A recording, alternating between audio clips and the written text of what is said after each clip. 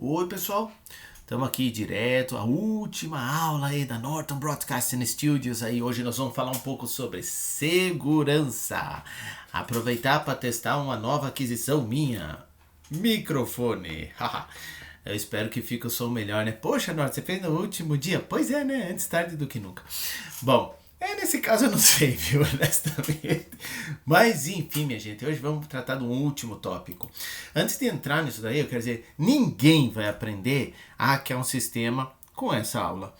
Ninguém vai realmente ver detalhes aqui, porque eu não vou apresentar detalhes. No entanto, eu vou fazer um apanhado que, diga-se de passagem, não é exaustivo, ou seja, não cobre tudo, mas cobre os principais problemas de segurança, sabe?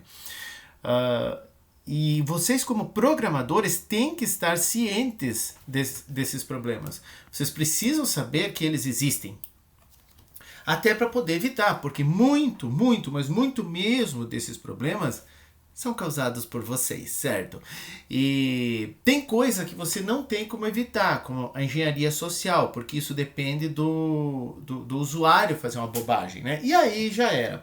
Mas como programador, vocês podem reduzir a chance dessas coisas acontecerem, não necessariamente do usuário fazer bobagem, mas reduzir a chance de problemas acontecerem, justamente evitando esses problemas. E para isso vocês precisam conhecer. Então é esse que é a aula de hoje, certo? Então vamos lá. Bom, segurança em SEO. Até agora nós não tocamos nesse tópico, mas poxa, proteger informação, na verdade a gente tocou nesse tópico, mas de leve e uma faceta só dele. Proteger informação contra acesso não autorizado é simplesmente essencial no SEO. Você não pode ter um SEO que seja escancarado, aberto para todo mundo, certo? E o que significa isso? Significa que você quer proteger a informação de um usuário de acesso indevido por outros usuários. E às vezes a gente faz isso com um esquema de permissões, certo? Os SEOs hoje, eles têm esse esquema. E não que o usuário que esteja invadindo o espaço do outro o faça de maneira intencional ou com más intenções, assim, certo? Por assim dizer. Não, ele às vezes sem querer. E como sem querer? Nós vimos mecanismos que permitem que você tenha o teu programa invada o espaço do outro, sabe? Isso é problemático. É culpa de quem programou? Não é. Então, por isso que o SEO tem que ter esses mecanismos. Então, esses mecanismos nós já vimos. Mas além desses problemas de invasão interna, que pode ou não ser um ataque, você tem os ataques externos. Esses são problemáticos, né? Esses aí exploram bugs do SEO e nós vamos ver que o driver, eu já tenho batido, é uma porta aberta, sabe? Bom, não necessariamente aberta, mas é o calcanhar de Aquiles do SEO são os drivers, certo? Mas também, na verdade, ele tem dois calcanhares de Aquiles, né? Um são os drivers e o outro é o próprio usuário, sabe? A BIOS, né? A besta ignorante que opera o sistema. Esse é um problema, cara, porque nós somos seres sociais. Nós respondemos a uma psicologia. Não importa o teu nível de estudo, não importa a tua classe social, não importa a tua cultura, você é humano. Bom, eu acho. Sabe? Se você escutar lá o pessoal do History, há alienígenas entre nós. Mas a maioria de vocês é humana, com certeza. Então, nós temos não vou chamar de falhas, esses features, essas características, certo? Porque elas têm aí alguns bilhões de anos de evolução. Nós, como espécie, não temos bilhões de anos, mas a vida aqui tem, e nós viemos dela. Então, tem alguns bilhões de anos de evolução, e eu ouso dizer que se fosse uma coisa tão absurdamente irracional, bom, irracional até, né? Mas tão absurdamente inútil, já teria sumido, né? Mas enfim, não necessariamente, mas a chance é grande, certo? Mas vamos parar de divergir, ou melhor, para, Norton, de divergir. Vocês me fazem divergir, mas não tem ninguém na minha frente, exceto o meu computador, então eu me faço divergir. Quais facetas nós temos na segurança, né? Nós vamos trabalhar aqui com os tipos de ameaças, citar todos, nem a pau, cara. Os caras, a galera é criativa, vai por mim. Tipos de invasores, certo? O João, o Pedro, não. Calma, sabe? Quais são os tipos de coisas, não é pessoas, coisas que entram na sua máquina. E é claro, a perda acidental de dados, a gente vai passar bem en passant. Mas isso é um problema de segurança? Sim, segurança da integridade dos dados. coisas ruins acontecem. Às vezes teu servidor cai literalmente e o HD vai pro saco. Então você tem que ter alguns mecanismos. Vocês já devem estar adivinhando o que vai ser, né? Vai ser backup, basicamente, certo? Bom, então vamos lá. Falando aqui sobre os tipos de ameaça, você tem várias famílias aí, né? Os tipos bem gerais, assim. Exposição de dados confidenciais, sabe aqueles vazamentos de password lá? Teve uma história até bem interessante. Manipulação, adição, que manipulação é o quê? Adição ou remoção dos dados, né? E com isso a pessoa muda os dados, certo? Pega um arquivo e mexe lá dentro. Isso ameaça a integridade como um todo, dependendo do que era aquele arquivo. Se era porcaria nenhuma, tudo bem, mas dependendo do que era o arquivo, pode ser uma ameaça. E temos também uma ameaça que é a disponibilidade do sistema, que são os chamados DOS, Denial of Service, recusa de serviço, dos quais você também pode ter ouvido falar do DDoS, que é o Distributed Denial of Service, em que várias máquinas fazem isso. E como funciona o Denial of Service? Gente, é estupidamente simples. Você usa o tempo que o SO e a máquina, né, levam para processar interrupções. Você usa a teu favor. Por exemplo, pensa assim, porque requisição chega e elas podem gerar uma interrupção, requisições de rede. Certo? Então, qual que é a ideia? A ideia é mandar tanta requisição, mas tanta requisição que eu fico ocupando a CPU só no tratamento de requisições. E precisa muita coisa? Para pensar. Se cada requisição levar 100 microsegundos para se processar, 10.000 requisições por segundo já são suficientes. Às vezes, mas minha máquina vai conseguir mandar 10.000 requisições por segundo? Não vai. Mas 10.000 máquinas vão. Daí vem o distributed. Ou sei lá que máquina que você tem em casa, né? Ó. Impressionei, viu? Estou realmente impressionado.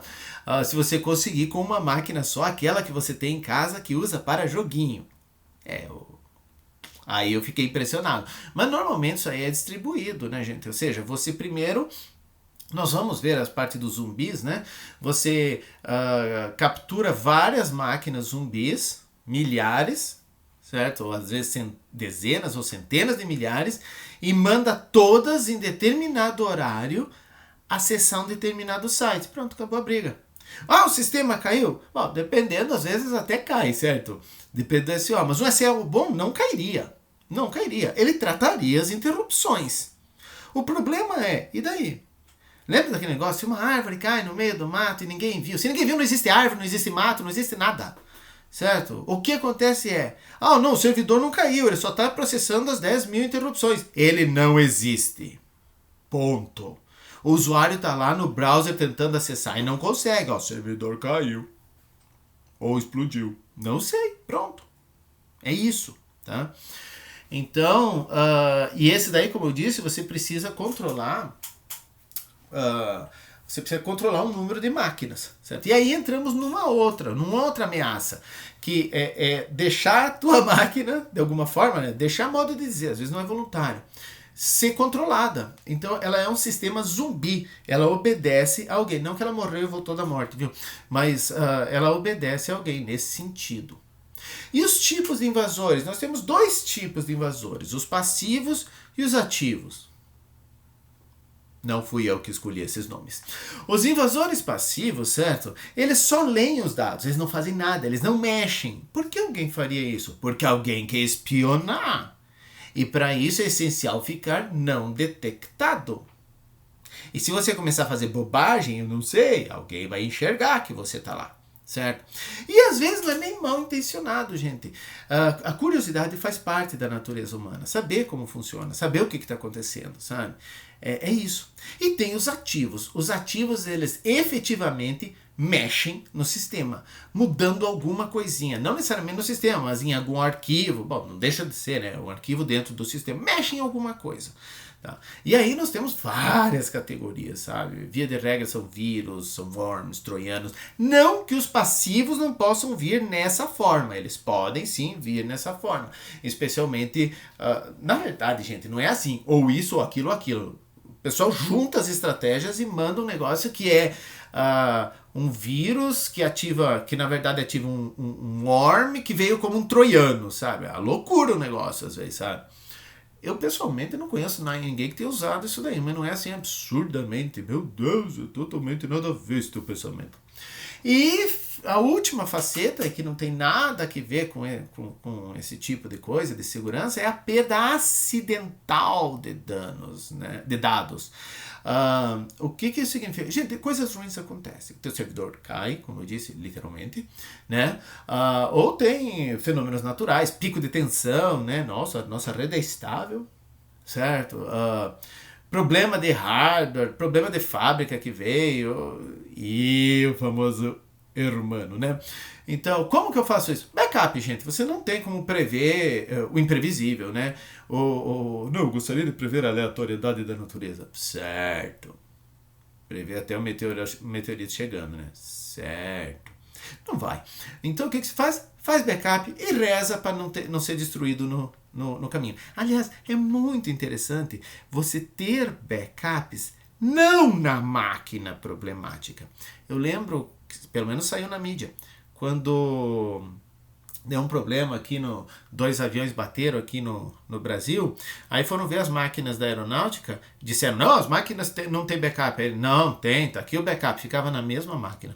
Ou seja, se cai um raio na porcaria da máquina de alguma forma, ou dá um pico de tensão, ou alguém derruba, não, a máquina era grande, né? O Hulk vai lá e derruba, Hulk não o jogador, o Verdão, vai lá e derruba, sei lá o que acontece com aquela porcaria da máquina, você perde a máquina e o backup. Então não é legal manter na mesma máquina. Essa história foi amplamente divulgada na imprensa, tem mais de década. Agora eu não consigo ver se... Não sei exatamente se é verdade. A imprensa divulgou pelo menos isso, certo? Tudo bem, e como é que eu vou proteger os meus dados? Vamos dizer assim, eu não consigo...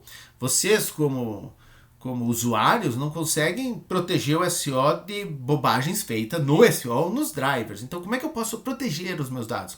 Uma dessas formas é criptografar, certo? Na prática, ninguém faz. Os mais tensos iriam criptografar o HD inteiro, só que isso deixa a máquina bem lenta. Não, mas eu tenho aquela máquina que faz DOS sozinho. Fiquei impressionado de novo.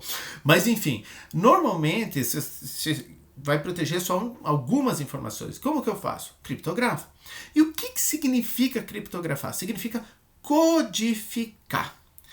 Matematicamente falando, o que você tem é uma função, certo? De encriptação, que é de codificação, que é essa função E aqui, que ela vai pegar o conteúdo, que eu chamei de texto aqui, mas não precisa ser textual, qualquer coisa, o conteúdo original, aplicar uma chave de encriptação, o código para encriptar, né, para codificar, e daí vai ter o texto ou o documento cifrado, encriptado.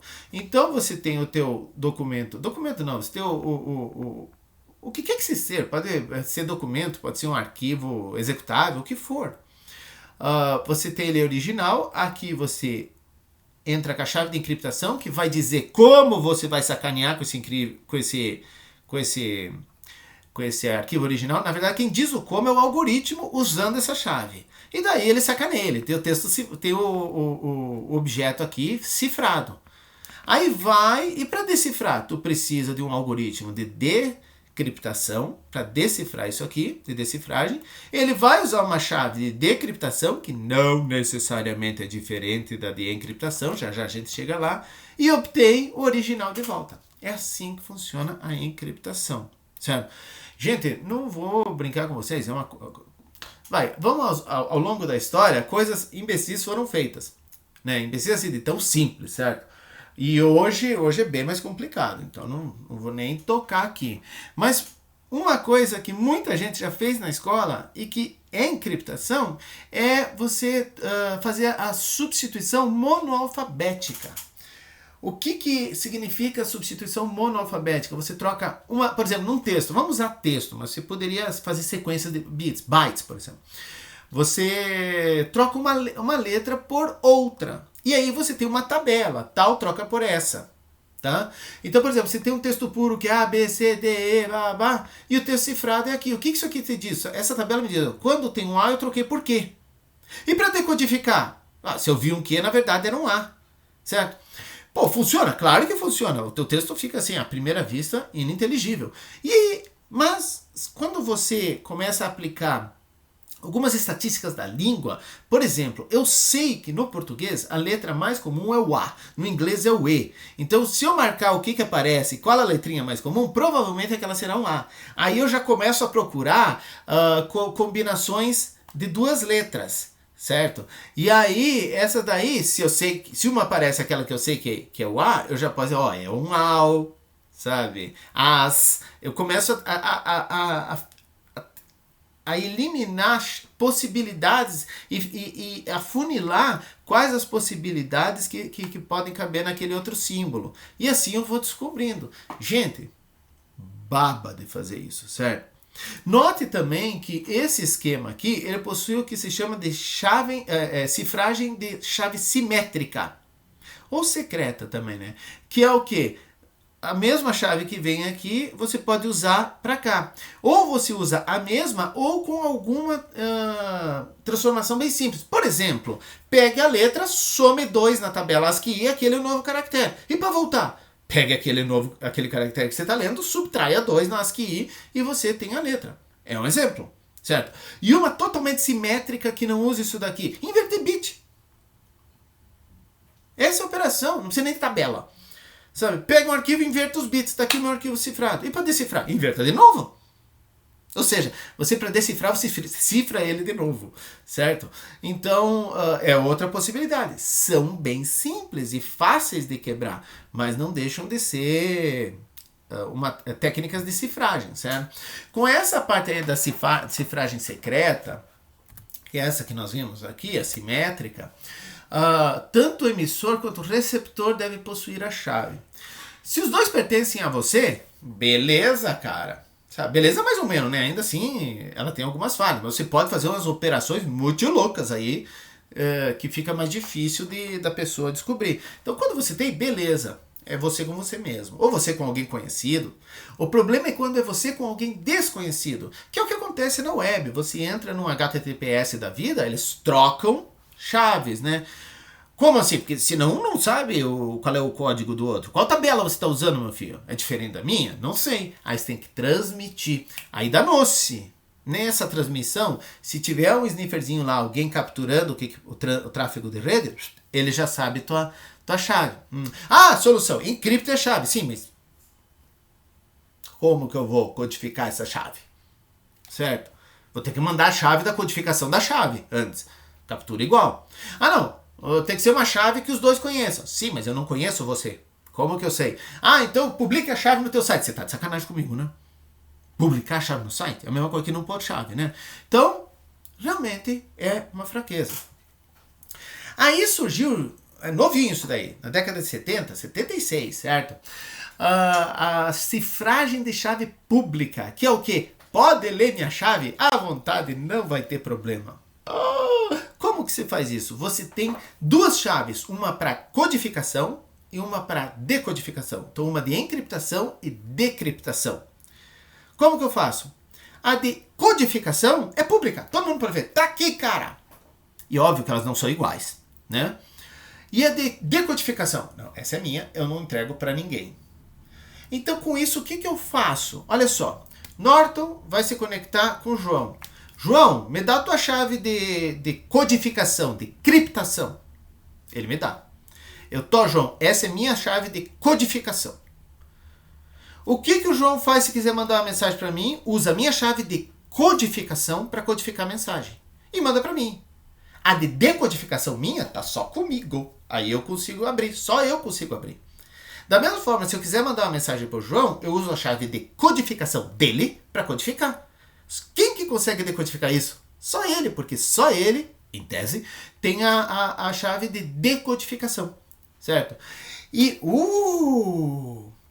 isso é interessante. Via de regra, isso daí é composta por um monte de números primos, assim, bastante longos, por causa de algumas propriedades que tem, certo? E não dá para entrar em detalhes realmente aqui. Mas daí, tem uma questão assim, mas espera aí, Norton. Como que eu tenho codificação e decodificação? Porque é uma operação matemática, tá? Alguns detalhes tem que ter. Calcular a chave pública e privada deve ser computacionalmente fácil. Ou seja, eu aplicar a minha de decodificação ou a dele de codificação tem que ser fácil. Computacionalmente, estamos falando de complexidade. Da mesma forma, ele aplicar a dele de decodificação e a minha de codificação também tem que ser fácil.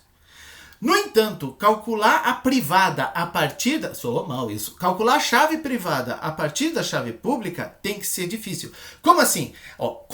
É uma operação matemática, então ela tem volta. Tem. Então não é impossível. Mas a ida tem que ser fácil e a volta tem que ser um inferno na terra para você. Certo? Então é isso. Então eu aplicar a chave pública ou a chave privada tem que ser fácil.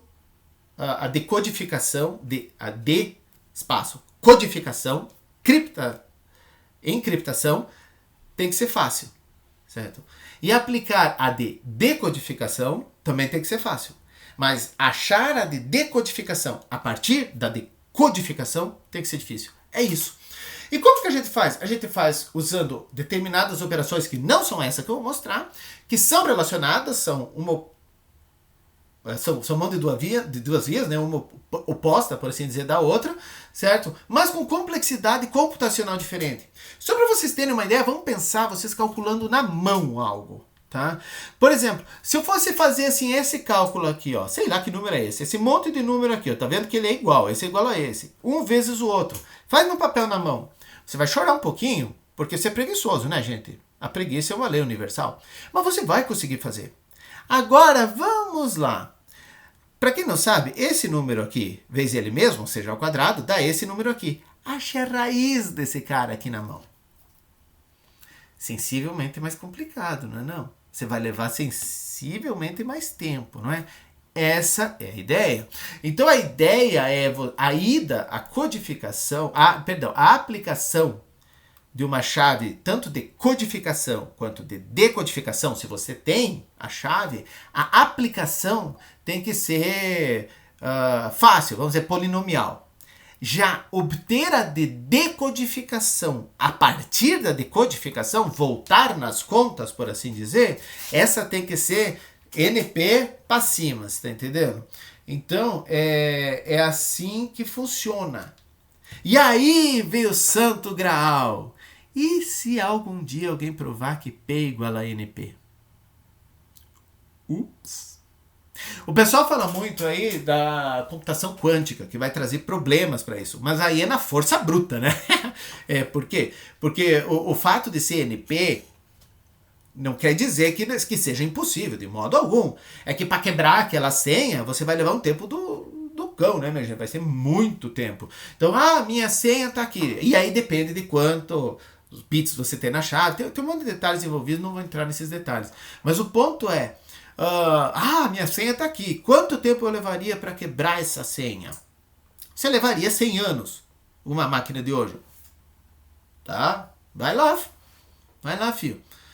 Aí o outro, não, mas se eu usasse um cluster de máquinas, blá, blá, blá, blá, blá, enorme, eu gastaria 10 anos. Supondo que seja paralelizável esse negócio, né? O que o pessoal não deixa. Mas já que é força bruta, você paraleliza no que você está testando. Tá? Vai lá, filho. Em 10 anos eu já troquei. Aliás, é bastante interessante vocês trocarem de tempos em tempos as senhas. É isso. E outra coisa, santas neuroses, né, cara? Você não é tão importante assim para neguinho usar um cluster absurdo para poder quebrar tua máquina em 10 anos. Desculpa, eu sei. Não é legal ouvir isso, mas não é. Nenhum de nós é. Eu também não sei quem está escutando, mas a maioria de nós não é. Então vamos lá. Outra maneira de encriptar são as chamadas funções de via única. Certo? E é muito interessante porque você tem uma função e tem o parâmetro e ela tem que ser tem que ser fácil de calcular para você obter um determinado resultado ali, certo? Que é a encriptação. Então, os teus parâmetros vão ser o que você quer encriptar e a chave, né? E daí você calcula e obtém o resultado cifrado. O problema é, aí caímos no negócio. E desfazer esses cálculos tem que ser computacionalmente inviável, ou seja, a mesma coisa, é fácil da ida, a volta já é bem mais complicado. E aí você mistura bits, faz o que você quiser ali, certo? Quem usa esse esquema? O Unix para codificar as senhas. E isso é uma coisa maravilhosa. Quando você digita, o que o Unix codifica? Ele codifica um string definido. O pessoal conhece, você sabe qual é esse. Ou seja, não te interessa saber qual é o texto original, porque você tem o texto original. É um string que o Unix mostra, não tem problema. Mas então como é que funciona esse esquema? Ele pega a tua senha, certo?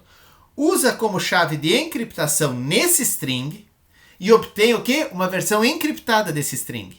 E é isso que ele armazena. E como que ele sabe que... Como que ele bate a senha? Ué, quando você faz o login, ele usa a tua senha para encriptar aquele string, obtém a versão encriptada e vê se bate com a versão que ele armazenou no sistema. Se bater, parabéns, a senha é sua. E onde ele armazena essa senha? Não armazena! Esse é o truque. A senha fica armazenada na sua cabeça. Não tem como recuperar essa senha. Porque, olha, o problema não é recuperar o string original, porque isso todo mundo conhece. É recuperar a chave que permitiu com que o string original virasse esse novo string. É isso. E aí ele armazena, no caso aí vai depender, mas pode ser ETC PSWD ou ETC Security PSWD, tem sistemas que usam o Shadow também, sabe? Para isso aí usa o PSWD e o Shadow. O ponto é, tua senha não fica em lugar nenhum, exceto a tua cabeça. É interessante esse esquema. A gente chama de encriptação de via única. Por quê? Porque não tem volta. Você tem que... A chave não fica armazenada em lugar nenhum, exceto a sua cabeça. Uma outra coisa que a gente pode usar para proteger são as chamadas assinaturas digitais. De novo, estou em largura, gente, só citando, né? Qual que é a ideia da assinatura digital? É assim, eu recebi um documento, mas e aí? Será que no meio do caminho alguém não zoou? Zoou como? Capturou o texto, modificou e mandou para mim? Pensa que isso é um contrato? Pensa que isso é alguma coisa sensível? Não sei. Então o que você faz? Antes de mandar o documento, você submete ele a uma função de hash. Isso é óbvio que é menor e de tamanho fixo. Por exemplo, o MD5, MD5, né? O MD5. O MD5 lá você é uma função de hash que pega o teu documento e transforma num vamos chamar de string, num string de tamanho fixo, tá? E aí o que eu faço? Eu aplico a minha chave privada, aquela que só eu conheço, a de decodificação. Não vou falar em decodificação, vou falar em privada. Porque é uma função. Essa chave não é só para decodificar. Gente, é uma função matemática. Certo? É uma função matemática. E o que nós... Sabe? Ponto. Já, eu ia me adiantar, eu parei.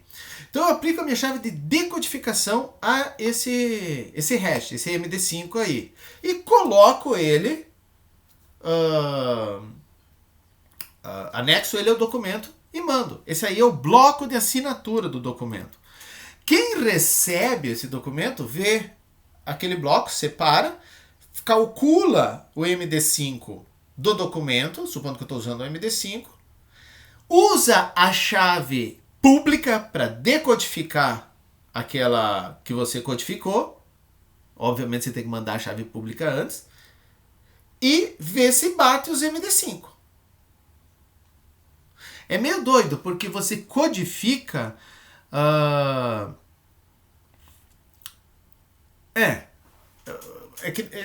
não tem como ele saber qual é a tua decodificação a partir da decodificação. Ou seja, não tem como ele saber a chave privada facilmente a partir da pública.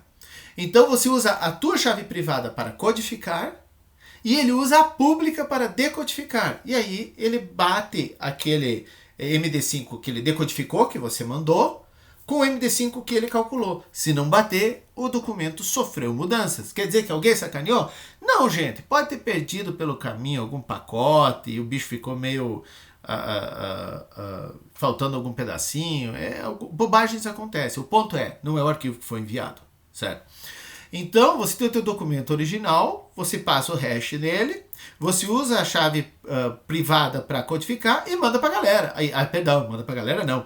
E adiciona ao final do documento original e manda esse documento para a galera junto com a tua chave pública.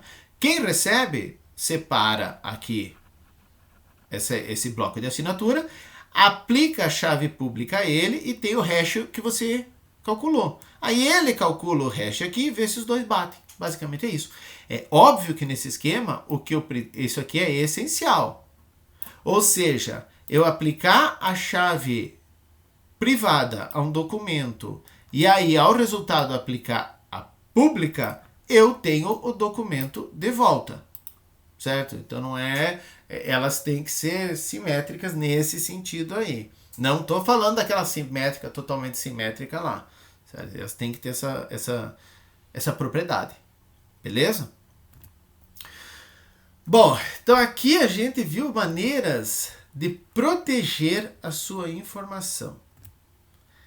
E que tipos de ataques nós temos? Nossa, nós temos um monte de tipos e eu vou só citar alguns. Um dos mais antigos são as bombas lógicas. O que é uma bomba lógica? É uma verificação que o programador... Isso aí é interno, é ataque interno. Já aconteceu, sim, dentro de empresas, por empregados que fizeram isso. Um código é inserido pelo programador dentro do sistema. E de tempos em tempos, ele tem que fornecer uma senha para que nada aconteça. Se esse cara não fornecer essa senha, alguma coisa acontece. Que alguma coisa? Sei lá, apaga o arquivo, apaga uma base, faz qualquer coisa, explode o mundo. Não, isso aí não. A menos que seja o sistema que controla os mísseis dos Estados Unidos, mas também que eu saiba, isso daí eu espero sinceramente, não é totalmente automatizado. Eu realmente espero. Então, não só dos Estados Unidos, como da Rússia, da China, Coreia do Norte, Israel também tem. Ou seja, tá realmente problemática a coisa. Mas enfim, isso acontecia, quando aconteceu por conta do pessoal que queria punir a empresa caso fosse demitido. Isso aí já aconteceu para isso, é uma bomba lógica. Uma outra coisa que é feita também internamente são os alçapões, as trapdoors ou backdoors. É um código que o programador coloca no sistema para desviar de uma senha, de alguma coisa. Enfim, é para o sistema se reconhecer. Quem assistiu lá da década de sei lá quando, jogos de guerra, sabe? Tinha um backdoor, era Joshua. E é inacreditável tanto de gente que usou isso daí como password, não vou nem falar como eu descobri isso. E sabe esse tipo de coisa? Backdoor é aquilo que todo mundo tenta explorar. Teve até saiu na empresa também backdoors que foram descobertos no Windows, assim. Eu vi na Alemanha que descobriram, mas faz bastante tempo isso. Honestamente eu não lembro mais dos fatos, então eu não vou dizer isso como um fato. Eu lembro, eu dou meu testemunho que eu li isso numa notícia. Mas é isso. Tá? Vamos ver um exemplo bem estúpido aqui, bem simples de um alçapão, né? Que você pode criar. Então vamos lá, aqui ó, você está aqui. Aqui é o loop que fica fazendo o quê? Escreve na tela, login, lê o que você escreveu. Desabilita escrever na tela, quando você digita, é óbvio. E aí ele escreve na tela password. Você digita password, ele não mostra. Aí ele reabilita, ecoar na tela o que se digita, e aí vê se o teu nome bate com a senha. E se isso aqui for verdadeiro, se bateu, ele sai do loop. Senão ele continua nesse loop eternamente. É um esquema bem simples. Como que eu faria um backdoor? Gente, é só mudar aqui, ó. Se bateu a senha, ou o nome do cara é o ZZZZZZ, o Zorro aqui, saia do loop. Acabei de criar. É hard-coded, tá aí. Mas isso é fácil de ver. Partindo do pressuposto que você tem o código-fonte, sim. E se eu não tiver? Ups. Por isso o pessoal fala que open source é mais seguro. Não que seja mais seguro, é que bobagens óbvias, tipo essa, elas são facilmente vistas. Olha, eu apareci aqui, mas na verdade tinha que ser com essa mão, né? Tipo essa, é que eu me vejo no espelho. Na última aula, né? Dá para mudar pro resto do curso, né? Não tem. Bom, então bobagens tipo essa aí que vocês estão vendo aí, pois é, elas vão ser vistas. E se o cara esconder bem? Não vão. Bom, talvez um dia vejam, mas precisa ter alguém que realmente com muita vontade ou muito tempo livre, ou os dois, para poder fazer isso, certo? Mas vamos lá, para não divergir. Uma outra técnica, o login spoofing, isso eu já fiz. Qual que é? Mostrar uma tela falsa ao usuário, que imite a real, certo? Pedindo de novo usuário e senha. Cara, você não vê a senha que se digitou, já começa. Qual é a chance de você... Se isso acontecer para você, o que você vai achar? Putz, estão spoofando o meu login, ou digitei errado alguma coisa, ou o teclado não pegou. É óbvio que você vai pensar essa segunda alternativa. E aí você vai digitar a coisa de novo. E adivinha? Você já tinha feito o login. É que a primeira coisa a fazer login foi spoofar o login, sabe? Ou antes mesmo de fazer o login, não importa. Você pode botar em qualquer lugar, né? Simular o erro e pedir a senha. Antes do login é bem mais difícil, mas normalmente você pega depois do login, imediatamente depois do login você spoofa a tela e diz, password inválida. Não fala assim, né? Password, que é meio óbvio, se imita a mensagem de erro do sistema. E o cara digita de novo. E aí o que você faz? Cara, sei lá, manda pra você essa senha, faz o que você quiser com essa senha, sabe? É isso. A pessoa assume que errou e te fornece a senha gratuitamente. Então isso aqui. Pô, mas e como o cara conseguiu botar esse programa lá? Já a gente chega lá, certo? O ponto é, isso aí se chama login spoofing. Então o que você faz é apresentar para o cara uma tela falsa. E como que eu faço para evitar que isso aqui aconteça? Bom, é possível spoofar antes? Talvez não antes na entrada do sistema. Mas, por exemplo, quando você faz alguma conexão com SSH, esse tipo de coisa, eu posso brincar e spoofar antes de você fazer o login. Uma solução que o pessoal criou, tá bom, tecnicamente dá até antes de iniciar o sistema, mas aí eu tenho que usar uma técnica para rodar o meu login spoofing antes de rodar essa parte do SO. Não é impossível, dá para fazer sim, mas eu não vou falar aqui. Uma alternativa é criar uma combinação de teclas que você não consiga capturar fácil.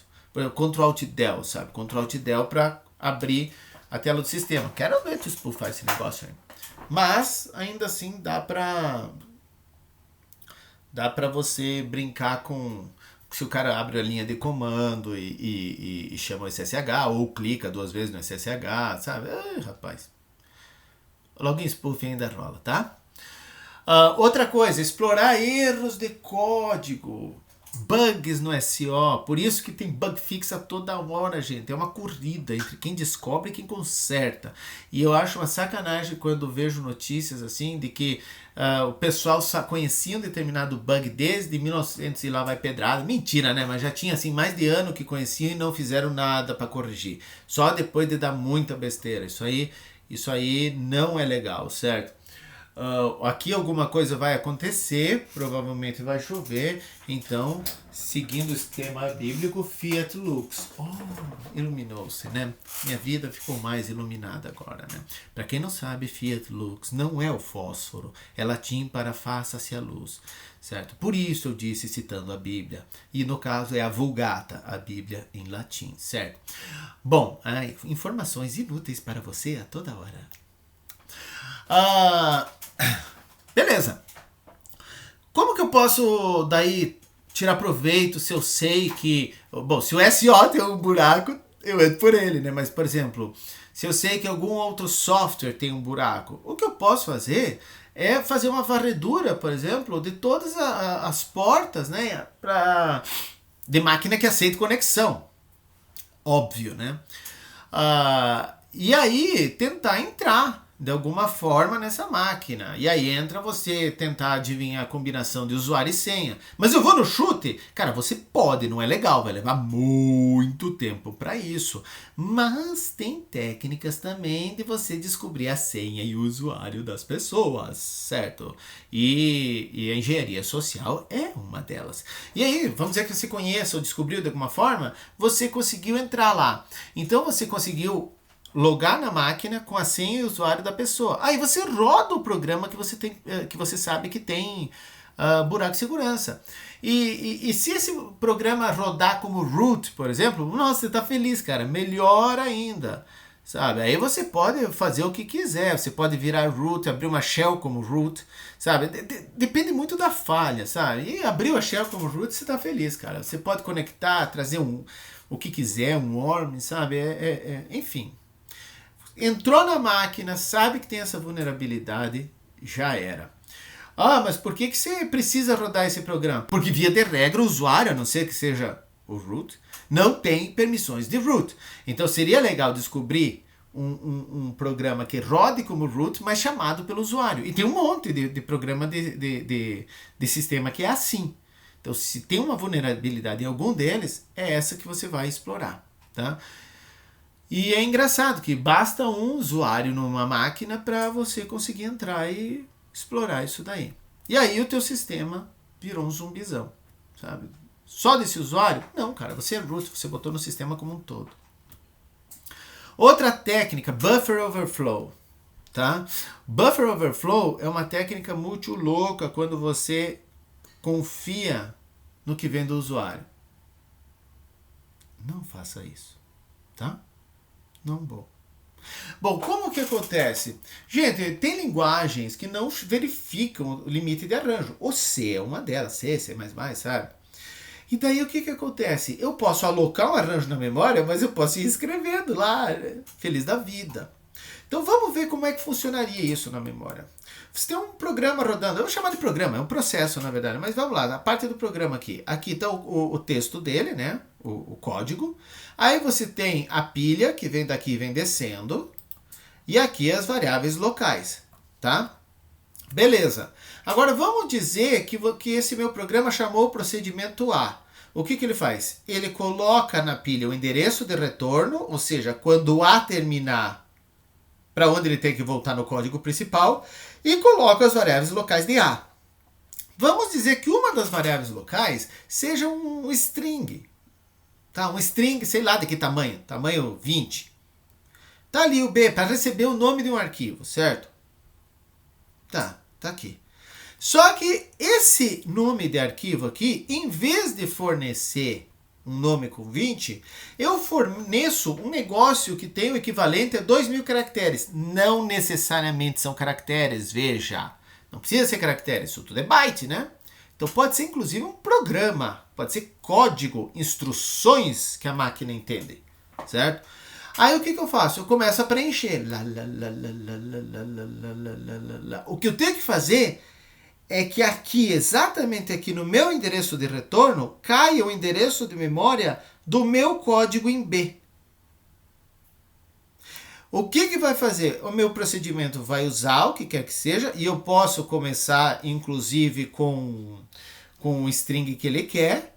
E se for string, tipo nome de arquivo, é uma beleza, porque você termina com /0 pro Unix, terminou, pro C, aliás, terminou o string, que se dane o que vem depois, o teu código pode vir depois. Quando ele terminar de fazer o que ele tem que fazer, o que você faz? Ele vai pro endereço de retorno, para mandar ele aqui, né? Não! Esse endereço de retorno manda para o teu código, que não estaria aqui, estaria dentro de B depois daquele /0, executa o teu código e daí manda para cá. Eu acabei de fazer com que esse programa executasse algum código. O que esse código faz? Sei lá, cara. É o que você quiser ali, né? Claro que depende das tuas permissões. Por exemplo, pode baixar um worm. É uma possibilidade. Já a gente vê do worm. Outra técnica, injeção de código, certo? Injeção de código é quando você insere código diferente do esperado, sabe? O pessoal espera uma informação e você insere um código, um comando que faz alguma coisa. Ele difere do buffer overflow, que o buffer você precisa acertar na mosca lá, certo? Esse aqui não, é botar um código que ele vai rodar junto. Como que eu faço isso? Gente, eu faço isso... sim, como que eu evito o buffer overflow? Vê se testa se esse cara não te mandou um monstro. Isso tem como testar. E se ele mandou um monstro, parou por aí, tá? Não bota lá no arranjo. Tem como testar. Então vamos lá. Mesmo que você já tenha colocado no arranjo, testa. Testa. Se deu problema, você cai. Cai, melhor cair do que qualquer coisa, sabe? Mata processo, faz qualquer coisa. Em último caso, hein, minha gente? Mas tem como testar antes. Tá bom, o que eu estava falando? Assim, injeção de código, tá. Vamos pensar assim, o que ocorre? Tem um monte de gente. Porque não adianta, é mínimo esforço. Ele pede, por exemplo, dados do usuário, concatena num string maluco e manda pro SO. Ou concatena num SQL e manda para a base de dados. É a base de dados que se vire. Gente, cuidado. Por exemplo, imagina que eu vou passar um sistema para esse, tá em C aqui, né? Chama o system lá e passa um comando aqui, Unix. Aí ele vai chamar uma shell que vai executar o comando que eu passei, listar o diretório atual e colocar dentro do arquivo file list, certo? Beleza. Isso aqui é muito comum na web. Então vamos pensar que tem um scriptzinho, ele faz assim, ó. Tem os buffers aqui que ele alocou, né? Os strings de onde vai colocar. Olha que o primeiro já tem CP e espaço, comando para copiar. Aí, por favor, digite o nome do arquivo fonte. Lê. Concatena ao CMD o nome do arquivo fonte. Então é CP espaço o nome do arquivo fonte. Concatena um espaço em branco. Por favor, informe o nome do arquivo destino. Lê. Concatena o comando o destino. Certo? E aí mando para o CMD. Então, em tese, isso aqui fez CP, espaço arquivo fonte, espaço arquivo destino. Ou seja, copiou do arquivo fonte para o destino. Tudo bem. Agora imagina que o usuário, como arquivo fonte, digita ABC e como arquivo de destino digita isso aqui. XYZ, ponto e vírgula, rm-rf barra. Qual comando vai para a shell? Isso aqui, ó. Copie de ABC para XYZ e remova recursivamente, quietinho, force, do raiz para cima. Remova todo o sistema. Claro que não vai funcionar no Unix porque você não teria permissão para isso, mas você pode usar o barra home aqui e variável de ambiente barra home e ou ponto barra, quer dizer, vá no barra home do cara e daí faça a festa. Você tem permissão para arrebentar com o seu home. Pois é, certo? É isso. Agora, se imagina você recebendo isso via web. Acabou. Mas não precisa ser tão destrutivo assim. Isso é feio. Esse aqui é o ativo. Vamos pensar como usar isso passivamente. Então eu dou o XYZ, o arquivo de destino, ponto e vírgula, mail, pegueitoasenha.com, /tc pswd. Usei o pswd, mas pode ser o shadow. O que ele vai fazer? Separar em dois comandos. O que ele, beleza, copia do fonte para o destino e pega o etc pswd, manda para quem? Como entrada para o e-mail e manda um e-mail para pegueitoasenha.com. Eu não sei se esse endereço existe, não duvido, mas não testei, certo? Pois é, minha gente, esse aqui é passivo. Você não viu o que aconteceu. Fica no log do sistema que você fez esse comando, mas o history, né? O bash history, mais, tá? Mas vamos brincar um pouco mais. Imagine que você tem um site, nesse site você fez lá HTML, fez um guestbook, que é o que a galera digita lá, comentários. Nossa, achei seu comentário maravilhoso. Aí vem os haters lá, os caras mal amados.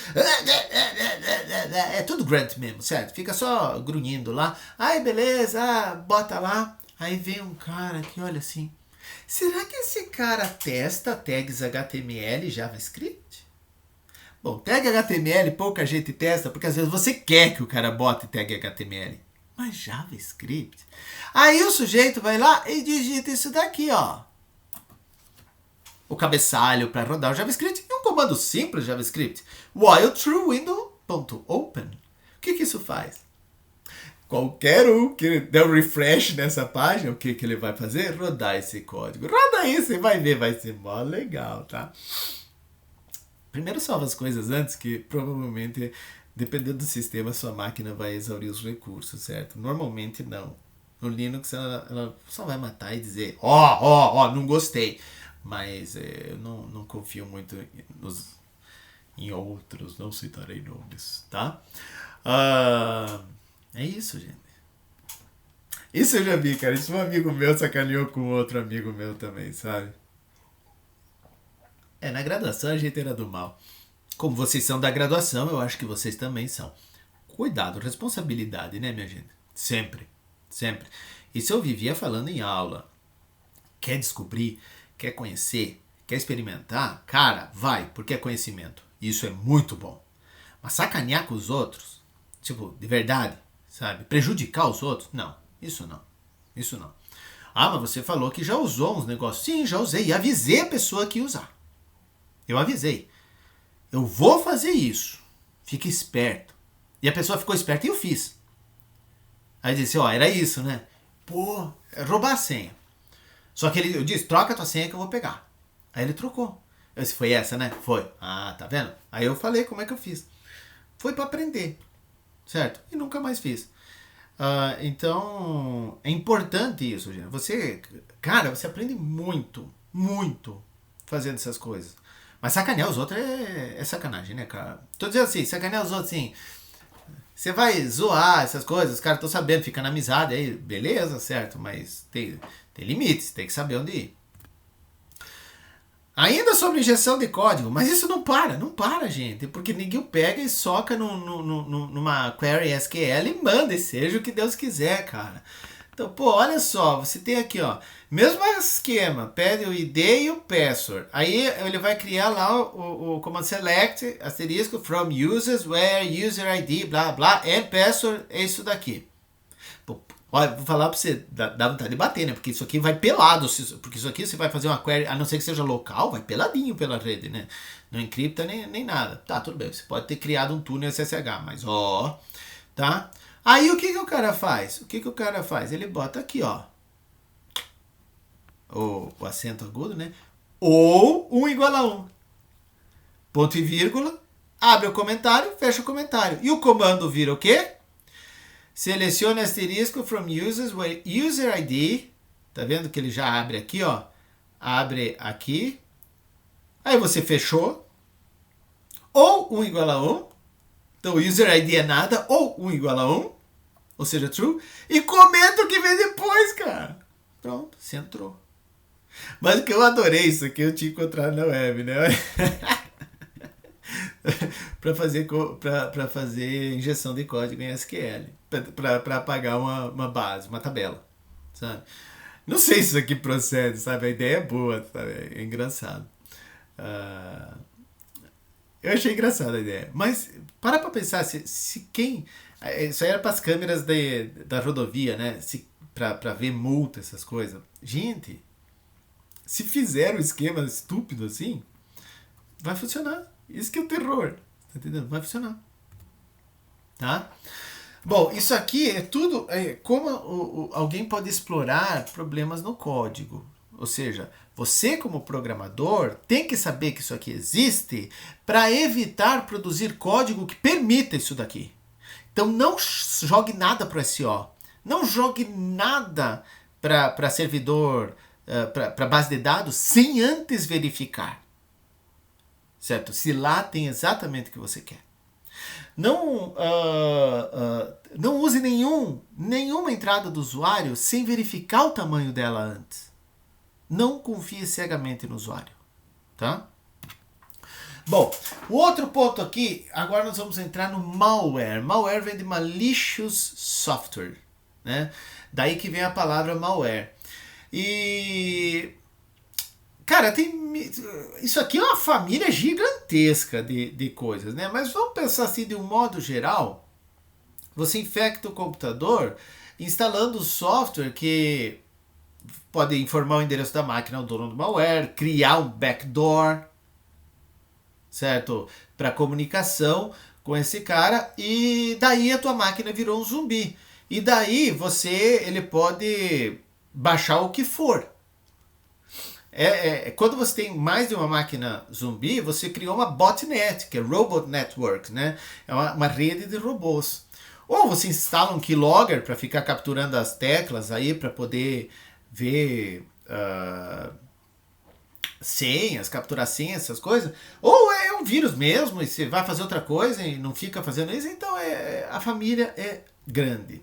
Então vamos olhar o primeiro, o cavalo de Troia, que o pessoal na imprensa vivia chamando de vírus. E de uns anos para cá passaram a chamar corretamente de cavalo de Troia, porque não é um vírus, certo?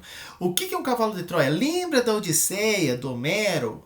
Não, então vá atrás, é o cavalinho de Troia lá, que os gregos usaram para invadir a cidade de Troia, certo? Qual que é a ideia principal? O que os troianos fizeram? Eles viram aquilo aí presente e trouxeram para dentro da segurança dos muros dele. E dentro do presente tinha um pequeno contingente de tropas gregas que abriram o portão no meio da noite. Essa é a história, certo? Pois o Cavalo de Troia é exatamente isso. É um programa presente, que pode ser um presente que você queira, ou age no medo, certo? Você traz esse presente para dentro dos teus portões. É sempre um presente. É algo que você quer. Então você traz esse presente para dentro dos teus portões, ou seja, você instala no teu sistema. E aí quando você roda esse presente, o que acontece? Ele roda o código malicioso, o código que vai fazer alguma coisa. Sei lá o quê. Certo? E como você vê isso? Pode ser alguma coisa que a pessoa queira, sabe? Ou cara, aquele arquivo que vem lá daquele pessoal lá, dos teus parentes que ficam mandando animação para todo lado, sabe? Eu tô falando de PowerPoint, essas coisas, sabe? Que permite macro, já eu chego lá. Então é complicado. Aí você roda, ai que legal. Sabe? Aquilo tá infectado. Ou então, quando não vem de alguém conhecido, por isso que as listas de conhecidos valem tanto, porque você tende a confiar mais. Ou então quando não vem de alguém conhecido, mas pega no medo. Seu celular está infectado com o vírus ABZ68Z3. Sei lá, eu chutei esse negócio. Para desinfectá-lo, clique aqui e baixe o nosso protetor viral, blá blá blá. Cara, você fica com medo. Tô com vírus. Não é porque se alguém te disse que tá com vírus que você tá com vírus. Vai lá, clica, instala. Acabou de botar um troiano, sabe? Eu vou contar uma história. Isso aconteceu comigo, cara. Eu recebi um e-mail e o e-mail era assim, era Branca de Neve pornô. Era essa a chamada. E vinha um arquivo para eu gravar. Eu olhei assim, não, você tá de sacanagem. Cara, é óbvio que isso aqui é um troiano. Quer dizer, pelo amor de Deus. É óbvio que é pra pegar os tarados, sabe? Eu até me perguntei, putz, será que alguém cai nisso? Cai, claro que cai, senão os caras não mandavam. Aí eu falei, nossa senhora, sabe? A galera cai nisso. Eu fiquei abismado de ter alguém que caísse nisso daí. Mas veja como pega. Mas a imensa maioria das pessoas não iria cair. Mas não importa. Que seja 0,1%, entrou. E 0,1% de milhões você está na casa dos milhares para formar tua botnet. É isso. Entrou. Sabe? Você não precisa que todo mundo caia nessas loucuras. Você não precisa que todo mundo tenha essa tara maluca aí. Não. Basta que uma quantia ínfima da população tenha essa tara e você tá feliz. E não tenha conhecimento de que isso daí é um troiano. Ficou ambíguo, né? Mas não, eu não tenho essa tara, não. Eu tinha o conhecimento e não a tara, certo? Aí eu fiquei assim, não me chamou a atenção. Agora tem um que me deixou com medo. À primeira vista, aqueles do Serasa, sabe? Aí você fica, o medo é fogo, cara, porque ele bloqueia teu pensamento. Aí você, Serasa? Como assim Serasa? Mas peraí, eu não fiz nada. Peraí, Serasa manda e-mail? Vamos olhar. Aí você viu o endereço, não era Serasa. Então a Serasa tá usando a conta de alguém, sei lá, vai que não pagou a conta da internet, é difícil, né? Tá usando a conta de alguém para mandar um e-mail me avisando. Boletim, nossa, o que tem delegacia de polícia que manda boletim para você, dizendo que alguém fez um BO contra você, estão um pouco se lixando para você. Só que tem gente que apavora. Eu tinha um vizinho que chegou apavorado na minha casa. Fizeram um BO contra mim. Eu fui olhar, era uma delegacia, no Rio de Janeiro. O cara nunca tinha pisado no Rio de Janeiro. E vinha um e-mail, depois eu olhei o endereço do e-mail, olhei na cara dele. Era um site de equipamentos odontológicos. Quer dizer, uma delegacia de polícia no Rio de Janeiro precisou da ajuda de um site espanhol de equipamentos odontológicos para avisar você que alguém sem nome fez um BO contra você, dizendo que você tinha que baixar isso aqui para responder. Mas o cara estava visivelmente apavorado. E é óbvio que ele não tinha esse conhecimento. O legal é que antes de fazer uma bobagem, ele procurou quem ele sabia que podia ter esse conhecimento. E foi perguntar. Mas que eu levei muito mais tempo para convencer ele que focinho de porco não é tomada do que para efetivamente descobrir que não era tomada aquela fuça de porco, sabe? Então, te dá um trabalho. Eu fiquei muito bravo com isso. Eu não vou mentir, eu fiquei extremamente bravo. Porque gastei um tempo do cão tentando convencer o cara de que aquilo era bobagem. O medo falou absurdamente mais alto. Fica a dica, certo? Então esse é um troiano. E finalmente chegamos aos vírus. Os vírus, não chamem troiano de vírus, tá? Não chamem. Porque o vírus, ele recebeu esse nome porque ele tem muita semelhança ao vírus biológico. O que o vírus biológico faz? Ele sequer é um bicho. Ele é um segmento de DNA, segmento de código. E ele entra de alguma forma, aí vai as bagaças de proteína, sei lá o que, entra numa célula e infecta essa célula, infecta o DNA dessa célula com o seu segmento de DNA. Então, é pegar um segmento de código e infectar um segmento maior de código com ele. Isso é um vírus, tá? Tem um afrouxamento nessa definição, que é o vírus companheiro, certo? Mas esse aí eu não chamaria de vírus, mas foi colocado como vírus aí pelo menos pelo Tannenbaum, certo? Então, principalmente pela característica dele depender de um programa que não ele para ser rodado. Então, um vírus tem essa característica. Por si só, ele não é um programa, ele não roda. Ele depende de outro para rodar. E aí o companheiro fica num borderline que ele não é bem assim, de se acoplar, mas ele depende de outro. Já já a gente vai ver que tipos que nós temos. É o companheiro, esse amigo de fé, irmão, camarada. De programa executável, um dos mais comuns, né? Vírus de memória. Também pode vir como programa executável. Nós vamos ver que isso daí não é exclusivo, minha gente. Ele pode cair em mais de uma categoria. De boot sector. Lembra que eu ficava falando, um ótimo lugar para colocar um vírus.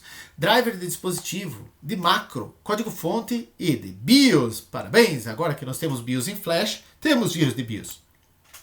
Vamos falar com o companheiro, que é esse daí que eu falei que fica no meio do caminho, certo? Ele não infecta realmente o programa, é por isso que eu fico meio assim. Mas ele executa quando o programa for chamado, então ele depende desse programa. Sabe quando fica com o pé em cada canoa? É esse vírus aí. Então vamos pensar no Windows, como é que o Windows funciona? Quando você digita o nome do programa, certo? Vai lá, iniciar, executar e dá o nome do programa, o Windows não procura aquele programa .exe, ele procura primeiro um .com com aquele nome. Então se eu digitei o nome prog lá, ele vai procurar primeiro o prog.com. E se não achar, aí roda o prog.exe. Cara, o que você faz? Você cria um prog.com que faz o que você quer e ao final chama prog.exe. O usuário não vai ver a diferença. E você só usou um mecanismo do Windows. Sequer é uma falha, é um mecanismo. Sabe? Você só usou. Claro, como que você colocou isso lá dentro? Olha o cavalinho de Troia. É uma possibilidade. Olha a injeção de código. Não, injeção de código não, mas buffer overflow é uma possibilidade. Não, injeção de código também, né? Você pode dar um wget do código de algum lugar. Olha a injeção de código. Cara, todas as técnicas lá de como entrar a gente já sabe. Backdoor também. Se bem que backdoor... já pode fazer o estrago que você quiser, né? Essa é uma possibilidade. Você pode também brincar com atalhos. Lembra que nós vimos que atalho nada mais é do que um arquivo que contém um caminho no sistema de arquivo para o programa. Mude o atalho. Claro que o teu vírus depois vai ter que chamar vou chamar aqui, teu vírus aí, né? Porque esse cara fica realmente na divisa. Ele vai ter que chamar o programa original, senão o usuário vai começar a desconfiar, tá? Agora os vírus realmente assim é onde nasceu o termo, né, de programa executável. E você realmente pega o código do programa e soca o código do vírus. E aí vem a questão, onde? Uma possibilidade é acoplar ele logo no início, tá? Então veja, você tem aqui o teu programa executável. Aqui tem um cabeçalho dele dizendo que é binário, blá blá blá, informações, certo? Para o sistema operacional. E aí ele diz, ó, o programa começa aqui. É o endereço da função main lá, sabe? Para as linguagens que usam. Tá aqui, começa aqui. O que você faz? O que você faz é deslocar esse cara aqui na memória e colocar o teu vírus aqui. Na verdade, você já faz no arquivo fonte, certo? No binário. Desloca e coloca o teu vírus aqui. Que daí quando ele bate no main, não, e modifica o cabeçalho, né? Você manda rodar o teu vírus. Qual que é o problema disso daqui? Lembra, aqui ó, tá binário. Ou seja, tá supondo que os endereços de memória começam em 0 e eu coloco aqui. No que eu desloquei, eu sacaneei todos os endereços de memória. Então, uma vez que eu desloquei o vírus, eu tenho que, na memória, puxar essa galera para baixo e rodar aquele ponto que era o cabeçalho original. Então, é um vírus mais complicado de se fazer. Já que esse é tão complicado, o que se faz? Via de regra, o mais comum é colocar no final do arquivo. Pô, mas então ele vai ser executado lá por último? Capaz, cara, isso aí é lá no final mesmo do teu binário. Eu acoplo ao final. Mudo o cabeçalho para que, em vez dele começar a rodar aqui, ele rode o teu vírus. Depois de rodar o teu vírus, aí tu faz um desvio para cá e roda. Daqui nunca chega para cá, porque tá ao final, ele não acessa mais de lá. Segmento de texto, né, minha gente? Eu mudei o binário. Esse é um lugar legal. Também. Não preciso nem dizer que esses dois são batidos. São absurdos. Qualquer antivírus pega esse comportamento. Ele pode até não sacar que é vírus, mas ele vai te dar... Ele não conheceu o vírus, mas ele vai te dar um alerta e dizer, muito provavelmente aqui tem um vírus. E o terceiro, que é mais difícil de detectar, mas ainda assim não é impossível, é chamado vírus de cavidade, sabe? Eles são acoplados no meio. Como assim? Se você tem segmentação, é legal. Essa aula tem que ser a última para vocês terem os conceitos. Não necessariamente você ocupou o espaço do segmento, sobrou um naco. Você preenche esse naco com o código do vírus. Pode ser até em páginas, gente, nível de páginas, mas aí é mais complicado porque fica só nas últimas. Tem que ser segmento que é mais de um. Aí você tem as últimas páginas de cada segmento, tem espaço. Se for só página sem segmentação, é só a última página se der, certo? Então aqui, para cada segmento, o que eu faço? Eu vou colocando o código do vírus em cada segmento. Ao final, por exemplo, coloquei um pedaço aqui, sobrou só um espaço para o endereço de memória, digo onde ele continua. Tenho sempre que reservar um espaço para o endereço de memória dizendo para onde continua. E aqui o último tem que jogar para o executável original, sabe? Para onde ele deveria estar no executável. E modifico o cabeçalho para rodar primeiro esse. Então eu vou rodando assim, e aí ao final, não está mostrado aqui, eu volto para onde deveria estar no arquivo, no executável original. Esse aqui é um vírus de cavidade. Eles são os parasitas mesmo, sabe? Que são da onde veio. Tudo bem. Outras famílias de vírus aí, de novo, não é mutuamente exclusivo. Pode ser de um tipo e trabalhar com... pode ser de mais de um tipo, é isso que eu quero dizer. Tá?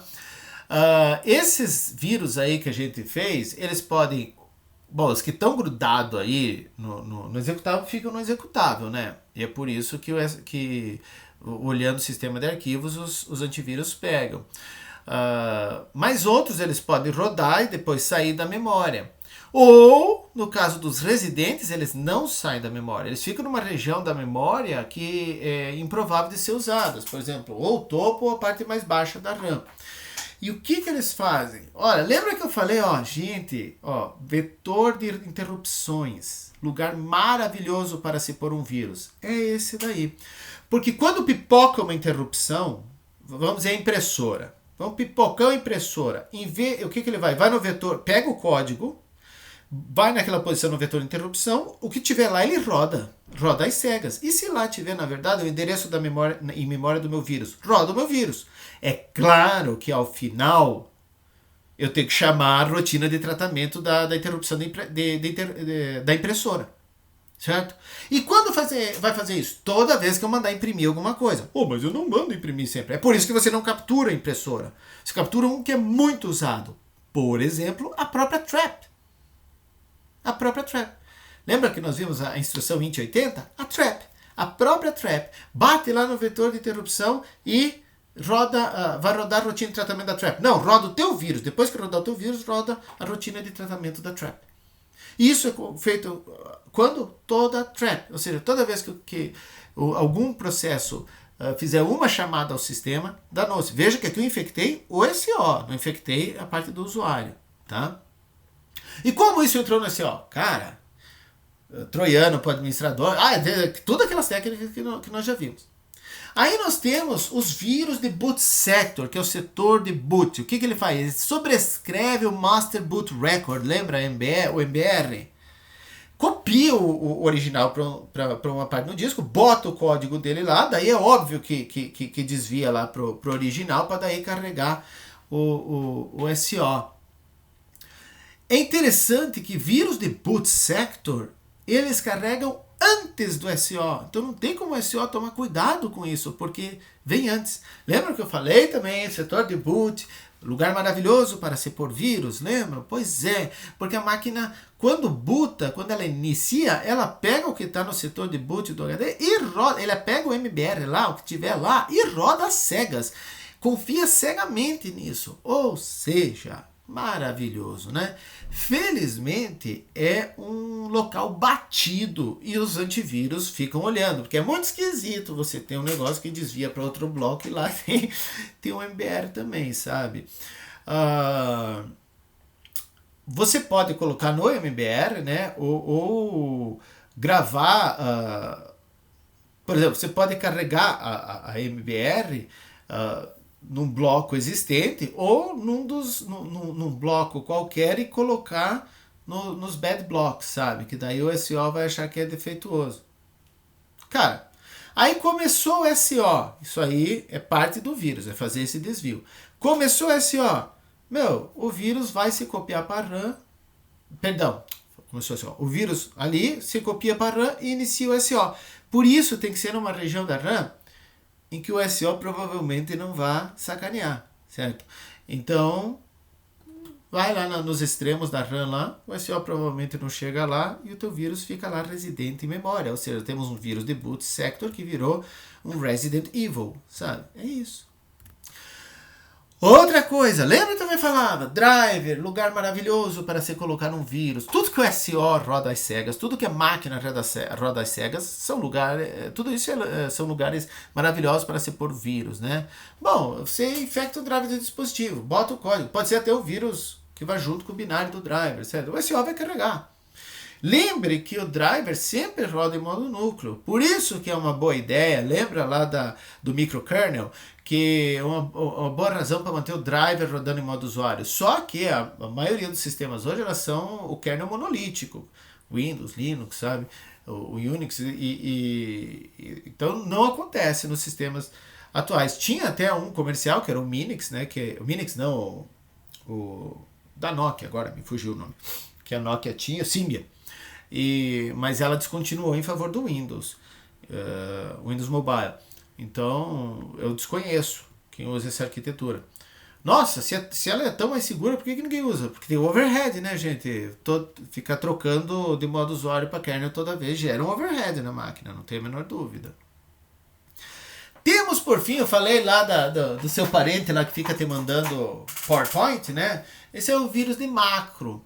Editores de texto, falei PowerPoint, mas o Impress também tem, sabe? Enfim, qualquer um desses coisas aí que permita que você crie macros, que são extremamente úteis. São códigos que você roda que fazem coisas não previstas por quem desenvolveu o sistema originalmente, certo? É bastante útil, só que, poxa, o que você faz? Você faz com que essa macro seja um vírus. É por isso que você tem que tomar muito cuidado com PowerPoint, Word, essas coisas, com macro. E aí vem aquele pop-up maluco lá, esse tem macros, quer que eu rode? Nem a pau. Legal que tem esse aviso de segurança, sabe? E ele vem, como que ele entra? É um troiano, gente. Vem aí, olha que legal isso aqui, sabe? Você vai na curiosidade, você... fotos da festa de ontem, sabe? Sabe essas coisas? Ou a Branca de Neve lá, mas naquele caso era um executável, sabe? É isso, você executa, virou um troiano. E ele é um programa, pode fazer o que quiser na tua área. E uma outra categoria são os vírus de código-fonte. Esses são os mais portáteis, né? Você entra no código-fonte, e aí o open source é um problema, né? E infecta com algum código. Daí é claro, eles buscam por código-fonte e não binário. Então, por exemplo, ele busca um código-fonte e tá lá, ó, include vírus.h e roda vírus. Gente, é meio óbvio que não é assim, né? Alô? E é claro, o grande problema é que eles dependem da vítima compilá-los. No mundo Linux, você faz isso. Você baixa, às vezes, fontes para compilar, sabe? E esse fonte pode ter essa coisa. O fato de ser open source, de vários olhos estarem olhando, aumenta a chance de ser detectado, mas não garante sua detecção. Tá? E é claro, quando você insere, isso aí é feito de maneira automática. Então, porque o teu programa, a primeira coisa que faz é abrir os códigos-fonte que ele acha e inserir o código. Para quê? Se você distribui, não precisa nem ser open source.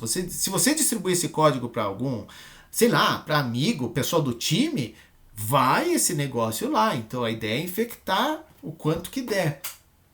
E aí vem os problemas, né? Eu não posso fazer isso depois de uma chamada return. Para começar, o compilador reclama. Então, quem for compilar vai ver um erro muito esquisito lá. E também não posso chamar atenção. Ou seja, nada da biblioteca ser vírus H e ter funções do tipo roda vírus, certo, minha gente? Mas é óbvio que aqui é ilustrativo, tá?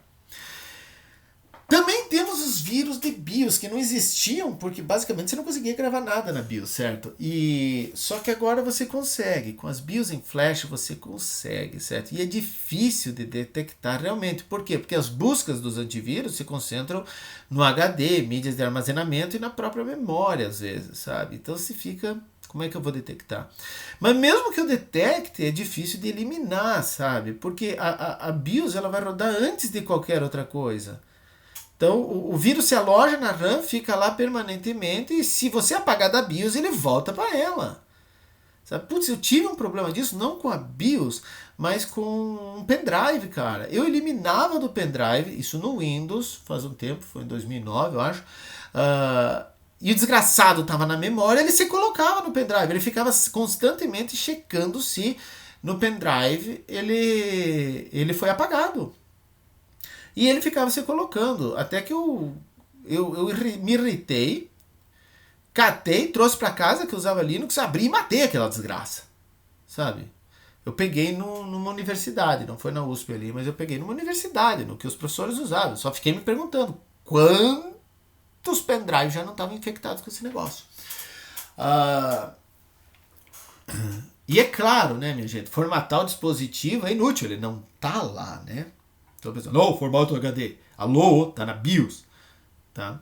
E eles têm de duas famílias. Ou eles miram num SO específico, óbvio que isso dá mais poder para eles, ou ficam independentes de SO.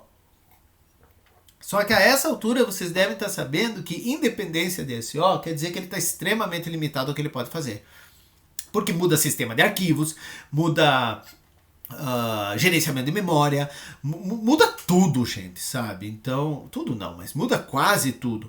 Então, ele fica extremamente limitado. É por isso que normalmente foca no SEO mais usado, e é isso, tá? Aí nós saímos da categoria vírus e vamos para os vermes, que não são vírus, tá? Eles se assemelham aos vírus na parte de infecção e caramba 4 que ficam se espalhando, esse tipo de coisa. Mas eles se movimentam sozinhos. Tá? Então eles vão explorar algum buraco no software ou no próprio SO. Via de regra, os worms eles têm duas partes. Um deles é o bootstrap. Veja que essa ideia vem lá da década de 80. E o outro é o verme. Então como que se faz? De alguma forma... O bootstrap, por quê? Porque o bootstrap é pequeno. O worm pode ser grande, mas o bootstrap é pequeno. Então, de alguma forma, esse bootstrap entrou na máquina do usuário. E aí pode ser injeção de código, pode ser... Pode ser de tudo, minha gente, tá? Pode ser tudo que a gente viu. E aí, uma vez que ele está lá dentro, ele pode se compilar lá dentro. Se aqui já não veio o binário, ele pode se compilar lá dentro. E uma vez lá dentro, uma vez compilado, tudo ele roda. E aí o que ele faz? Ele abre uma conexão de rede com algum endereço pré-definido e baixa o worm. Aí sim, o worm pode vir um cavalo, né, minha gente? O teu verme pode ser um cavalo. Então aí o bicho entra e aí, cara, tá rodando um software externo como o cara interno e o céu é o limite pro que você pode fazer, né? É a criatividade da pessoa, certo? Um último tópico aqui, não é o último, né, eu acho, mas é um último tópico que me encheu muito a paciência, é esse daqui. Que muitas vezes você cria mecanismos nas suas mídias de armazenagem para no que você colocar no computador uma ação acontecer. Por exemplo, no caso dos pendrives CD, você pode criar um autorun.inf. Principalmente no Windows, alguns Linux fazem isso também. Quando ele detecta isso, ele abre esse arquivo e roda ele primeiro. Por que alguém faz isso? Gente, porque você quer que grudou o pendrive, abra um browser com uma página inicial ou faz qualquer bagaça, você tá entendendo? Isso aí é muito comum em CDs que você tá fazendo demonstração de alguma coisa, sabe? É o antigo autoexec.bat que a gente usava no DOS. Você botava o disquete e ele já rodava o negócio, que é muito bom do ponto de vista do usuário, certo? E qual arquivo usa? Bom, depende do SO. Ao você acoplar um dispositivo, buscar por esse cara especificamente, certo? No caso do autorun.inf, que comandos são aceitos? O ponto e vírgula no início da sentença, no início da linha, melhor dizendo, é um comentário. Aí você tem a variável, recebe valor, a atribuição, né? Aqui são variáveis de ambiente. Você pode criar, mas via de regra, variáveis de ambiente. E aí você tem algumas variáveis já pré-definidas, né? Que é open, que me diz que programa foi executado. Então eu posso pôr o nome de um programa, o nome e os argumentos. Tem mais coisas, gente, não vou entrar em detalhes. Então, por exemplo, eu quero fazer um autorun.inf aqui para o Windows, né? E esse autorun ele vai mudar o menu, né, que você vê ao clicar com o botão direito no ícone do CD. É mó legal, porque bota o nome da coisa, sabe? Fica mais fácil do usuário. Em termos de usabilidade é interessante. Então, você tem aqui, ó, ele vai trocar aqui para um leia-me, né? E daí, quando você clicar no negócio duas vezes lá, ou chamar na linha de comando, o que ele faz? Que comando ele executa? Ele executa o Notepad com leia-me.txt. Ah, não, mas eu queria que abrisse um browser. Não tem problema, minha gente, sabe? Você pode botar, mandar rodar o HTML e é óbvio que o sistema vai saber que vai ter que ter lá dito, não, quando é HTML eu abro com tal browser, sabe? Enfim, isso aqui é legítimo, é legal fazer. E esse é um arquivo que eu tinha lá, lembra naquela universidade que eu falei que essa desgraça ficava em memória? Pois é. Ó, ponto e vírgula. Pra que ninguém faz isso, cara? É pra poluir o teu olho, cara. Você não vê isso, você não vê isso. Olha o que ele abre quando eu digito, quando eu clico duas vezes, sabe? Quando eu clico e bato Enter. Olha o que ele abre, o default, que é esse aqui. Quando eu mando listar, olha o que ele faz. Ele abre, sei lá o que esse bicho aqui fazia. Esse era o desgraçado que ficava residente na memória e que eu não conseguia tirar. Eu matei essa porcaria aqui no Linux. Porque toda vez que eu matava pelo Windows, mesmo por linha de... Para começar, eu não conseguia matar o desgraçado pela Shell. Pela Shell não, pelo Windows Explorer. Por quê? Porque ele me sacaneou com as possibilidades lá. Ao tentar clicar nele ou qualquer coisa, eu executava. Aí eu abri a Shell e mandei matar. Abri lá e mandei apagar o arquivo dele. Adivinha? Ele estava em memória, ele identificou que foi apagado e se devolveu para a memória. Se devolveu para o pendrive. Aí eu acatei o negócio e apaguei no Linux. Irritei, tava com pressa de ir embora, não vou descobrir isso aqui. Esse aqui é um arquivo real, sabe? Então, veja, você, deve ser alguma coisa de sistema com todos esses códigos, alguma coisa de sei lá, MD5, é nada, cara, ó, começa com ponto e vírgula, um comentário justamente para poluir a tua visão. Tem que ficar esperto com essas coisas, gente. Aí nós vamos para uma outra coisa. Tá, aqui fechamos as técnicas, né? E tem coisas que eu queria chamar a atenção de vocês. Eu botei aqui, browser, nosso aliado.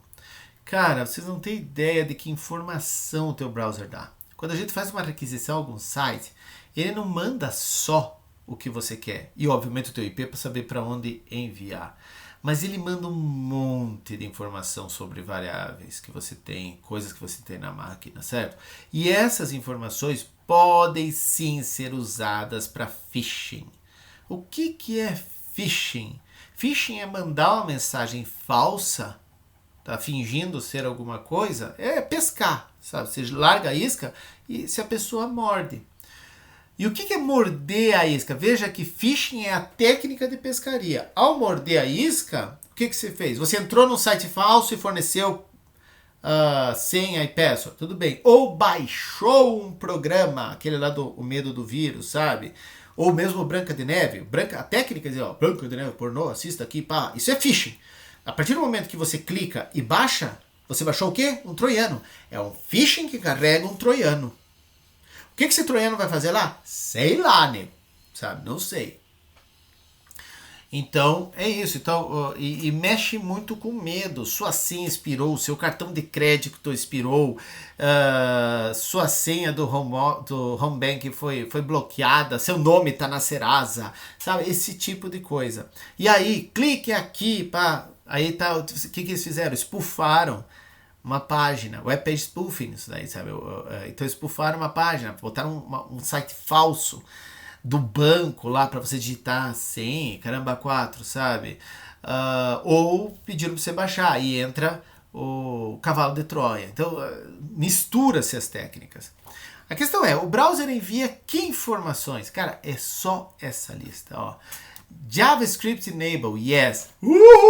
Se eu quiser fazer injeção, se você desabilitou o JavaScript, de nada adianta fazer injeção com JavaScript, certo?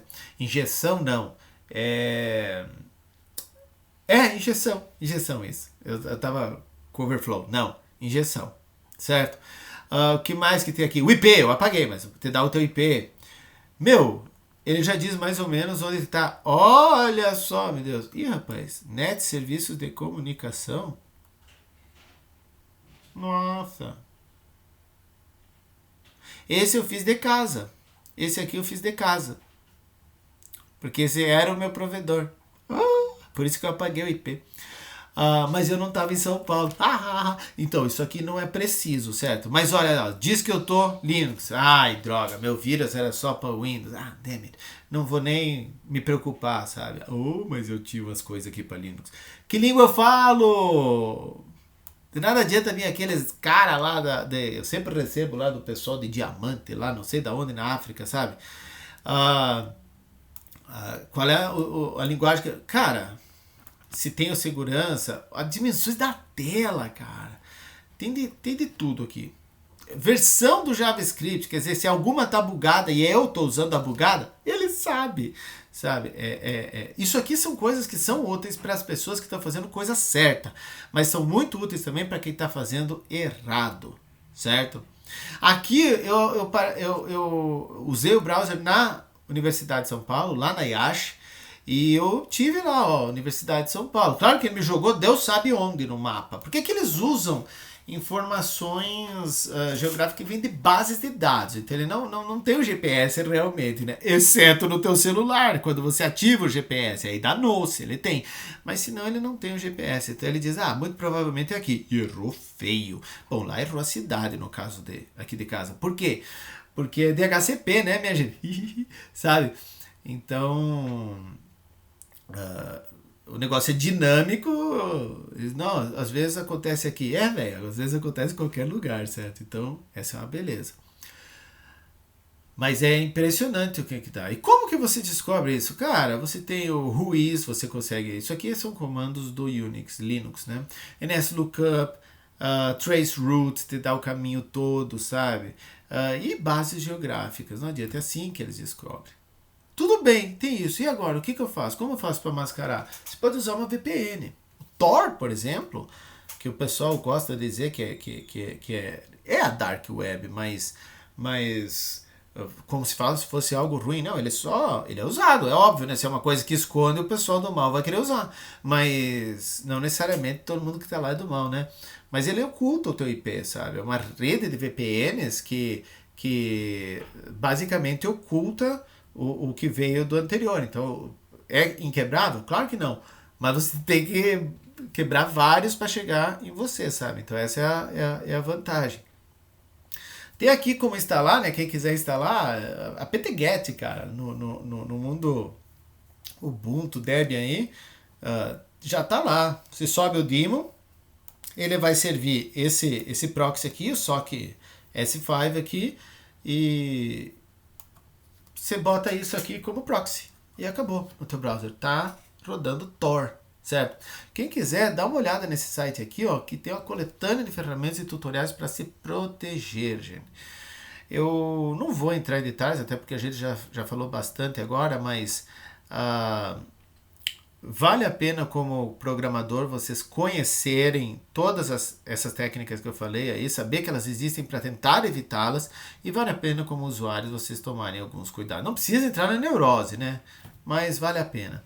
Quem quiser, ó, aqui tá todo. São vários sites para ajudar vocês. Inclusive, tem um negócio aqui que mostra. É velho, gente, para dedéu isso aqui, sabe? Acho que tá em C, como fazer o Buffer Overflow na prática. Quem quiser brincar, vale realmente a pena, certo? Então é isso. Hoje foi mais longo, era bastante coisa, mas era um apanhado mesmo. Terminamos o curso aqui, certo? E daí isso eu já libero essa semana, mas é tecnicamente da semana que vem. Acabaram os quizzes também. É isso, pessoal. Bom Natal, né? Até mais.